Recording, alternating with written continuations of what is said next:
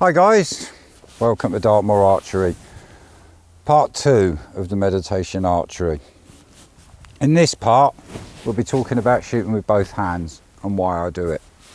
But I find it really important for me to find mind and body balance to shoot with both hands. It really helps with me finding peace. It gives me something else to add to my practice that makes it go that little bit further. Also, you can forgive yourself on the left hand or right hand. If you're a left-handed archer, right-handed archer, left hand, for missing a bit. I find shooting with my left hand a lot of fun as well. It was a challenge at first, but it's got better and better. And I'm going to be straight. Some days I shoot better with my left hand. So there's something about the balance there. First of all, if I'm shooting all right hand, which I have for years and years and years, much more on my right hand than ever I have on my left, it's a lot of strain on this side of the body. So if you did martial arts, they don't just teach you just do every block and punch with this side. You would learn this side, kick with this side. You would do an equal balance of both sides. Same in yoga. But in archery, we find that not everyone, but a lot of people find their favourite side. I did it and just continue to shoot like that. I am going to use this little 30-pound horse bow because it's relaxing. And like I say, when you're learning with your other hand, if you've got 70, 60, 70, 50-pound bow, it's going to be a much harder work. Especially as I don't wear thumb rings. So this hand's conditioned, no problem all day. Yeah, this is getting there. This took a lot of work. If you're on a tight budget but you want to shoot with both hands, these snake bows are brilliant. I covered it in my first film, but you may not have watched that. And it covers some breath work as well and some different things I use. These are 60 inches long. They're made of polymer plastic.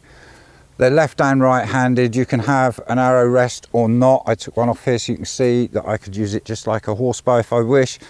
They come in 18 pounds draw weight, 22, and this is a 26. They're under 40 pounds. I think this is about 37, 38 pounds. Quick's Archery or Merlin Archery or some other supplier. The Relum snake bow. So I'm looking for a mind and body balance here, a central place to be. I don't know if any of you experience it, but I'm gonna probably be sitting out here on my own as a complete nut. Here we go.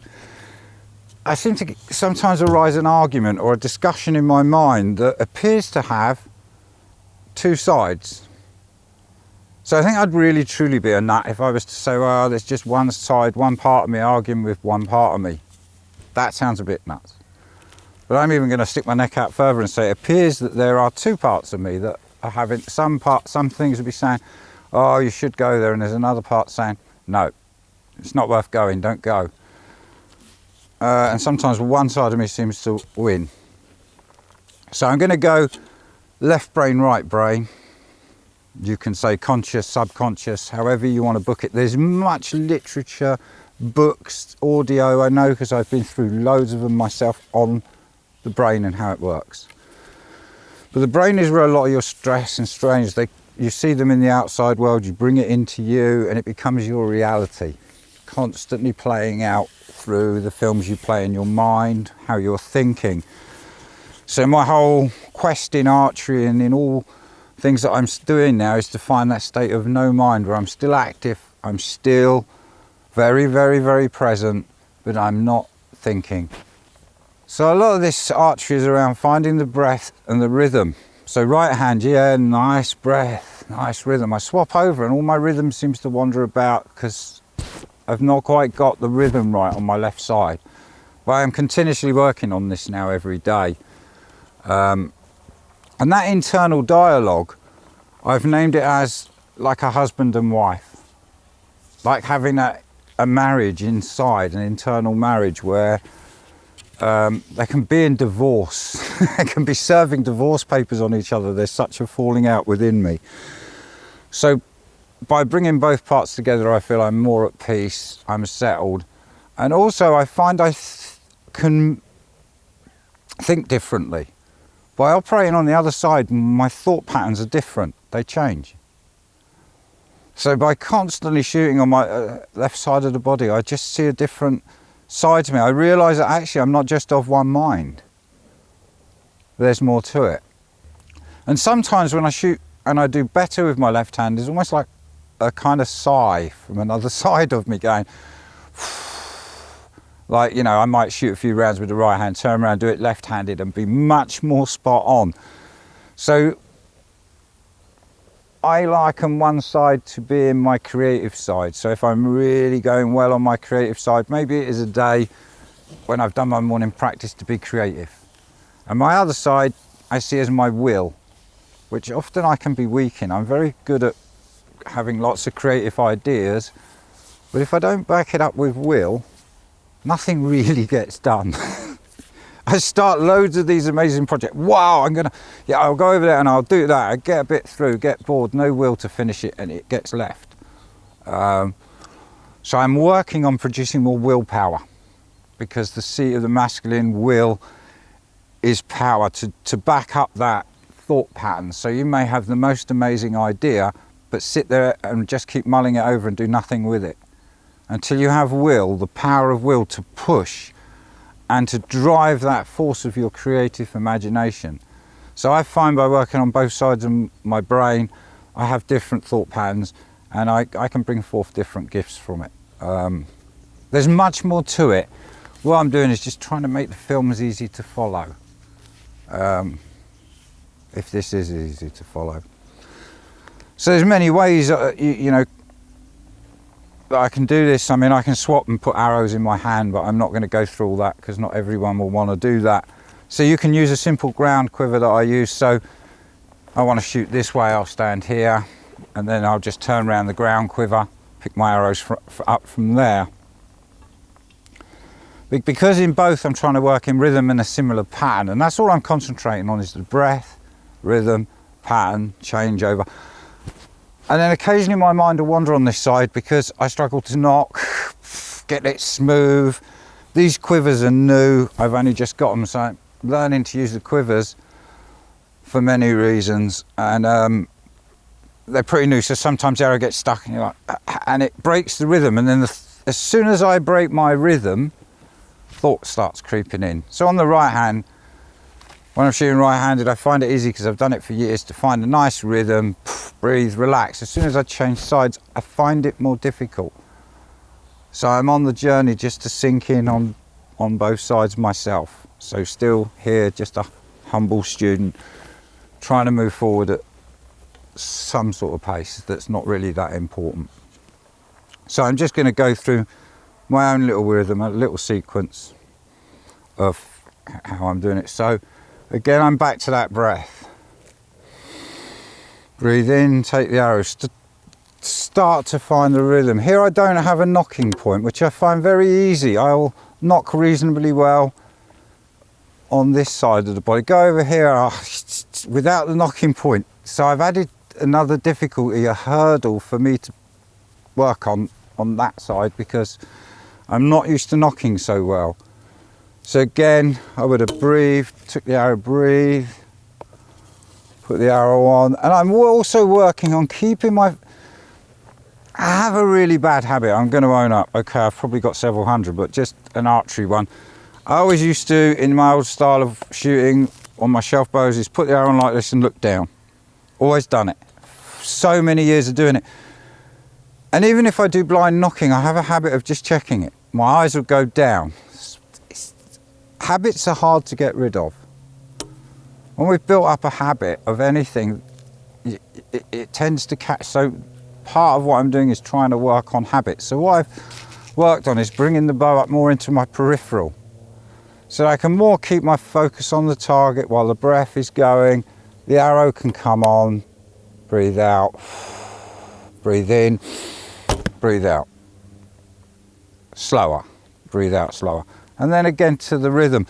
And I'm also working on not looking at where because I have a habit of this, working from a ground quiver, because I'm so low I can come back with the arrows and go, you know, so I have a habit of looking. So again, I'm trying to re-educate my habits to just reach round to the arrow, take it out, bring it round in a rhythm, on, breathe in. I would have breathed in and out then. When I'm talking, I forget. And again,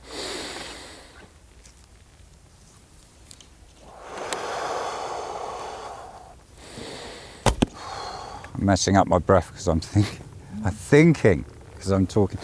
So changing sides at first feels really strange.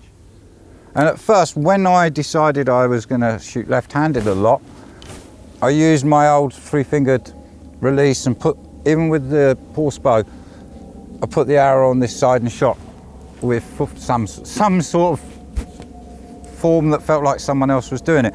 But I've been working on doing it as thumb release so that I've got a balance on both sides.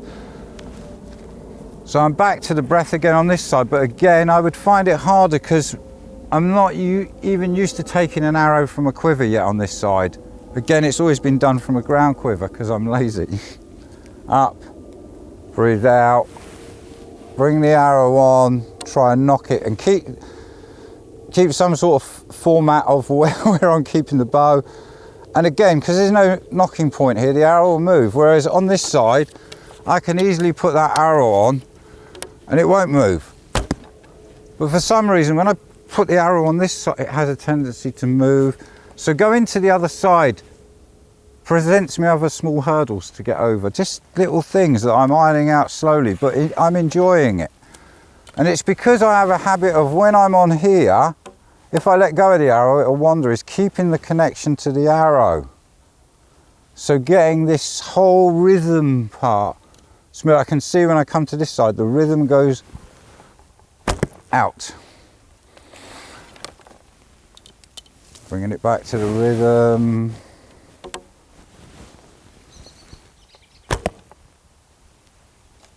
And again today, you know, I feel I've shot, I had a little play left-handed earlier and it just seems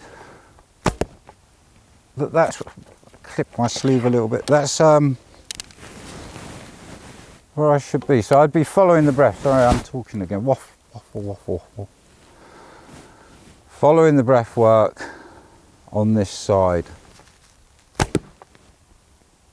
I find it so satisfying, and sometimes I will just change one hand up with the breath, draw, breathe out, breathe in, shoot, turn and repeat the same.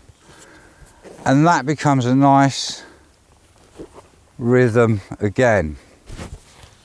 But to start with, I mean, you can do it in any format that you will to do it. I find now I shoot, at one stage I would remember to shoot left-handed. I may shoot once a week. I may forget, I may not bother. I may have a spate of it where I'll shoot for a week or two. But now it is in my day, well, for a while it has been in my daily practice, where I start just, then go to,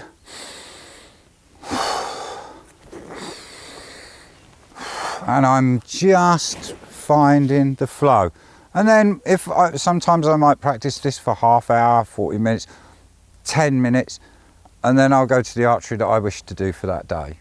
Again, if you've not shot with the opposite side, you might be best off, if you can, trying it outside first. I'm doing it close here because actually really doing it close makes it easier. When I first started learning, I can now shoot a long distance as well accurately with my left hand. And like I say, it's now like this, it almost become an internal competition between my left hand's going, I'm catching your ass up. But at the moment, it has just merged into a lovely, wonderful practice for me, where I really find inner peace. So look out for each other out there, guys. We are all really one. Archery has this beauty of there's no religion, fighting, arguing. We're all archers. I welcome all archers. It's an instinctive archery range, so no one's come here with any aiming equipment, but I'm not against any sports archery. I welcome all things, and I think we all find that same sense of peace, that same sense of balance. I think we all archers, no matter whether you're shooting a British longbow, a horse bow, a plastic snake bow, an expensive £2,000 bow, it's what's going on with inside the archer that we're probably all experiencing very similar things. I've just gone and spilt a load of words to it, that's all. So wishing you peace, especially in these hard times. Thanks for watching, guys.